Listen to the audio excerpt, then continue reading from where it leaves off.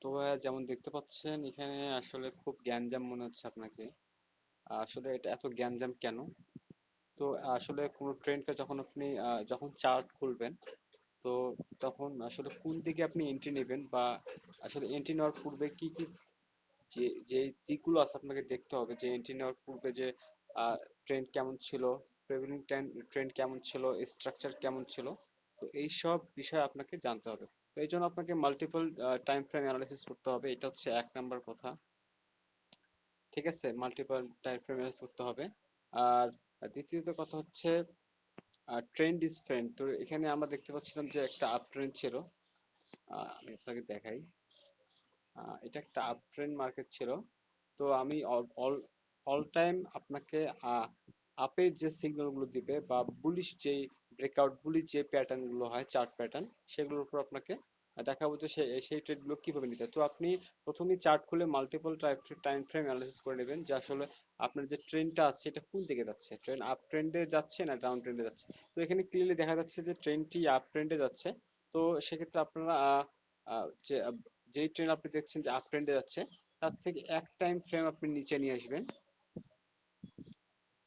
এখানে আপনি আপনার ট্রেডকে অ্যানালাইসিস করবেন। ঠিক আছে, যদি আপনার এরকম তেমন যদি কোনো বুলিশ রিভার্সাল বা বুলিশ ব্রেকআউট পান, তাহলে আপনি বুলিশ ট্রেড করবেন। তো আমি আপনাকে 4 আওয়ার টাইম ফ্রেমে নিয়ে যাচ্ছি। সেখানে আমি একটা বুলিশ একটা চার্ট প্যাটার্ন পেয়েছি, সেটা আমি আপনাকে দেখাচ্ছি। সেটা হচ্ছে যে আহ, এটা হচ্ছে reversal inverse head and shoulders.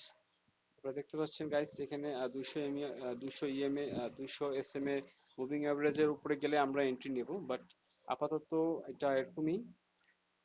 এর ভবিষ্যতে যদি ভালো কোনো ইফেক্ট পড়ে, তবে আমি অবশ্যই ভিডিওর সাথে এটা অ্যাড করে দেবো।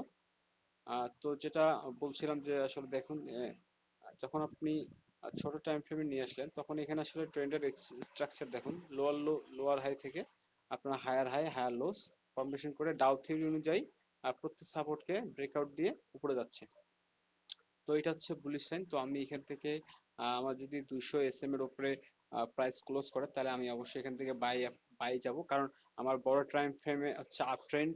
তো আমাকে বাই ট্রেড অবশ্যই নিতে হবে। এখানে একটা জিনিস আপনাকে এই রেজিস্ট্যান্সটা ভাঙার একটু ওয়েট করতে হবে। তারপরে আপনি দেখবেন যে হায়ার হাই হায়ার লোস একটা স্ট্রাকচার গঠন হয়ে গেছে, যেটা কি আমাদের ডাউ জোন্স থেকে আমরা এটা শিখেছি, ডাউ যে বইগুলো থেকে, অনেক ভিডিও থেকে শিখেছি। তো অবশ্যই এই বিষয়গুলো সেখানে বলা হচ্ছে। তো আপনারা এভাবেই কনফিডেন্স ট্রেডিং করবেন।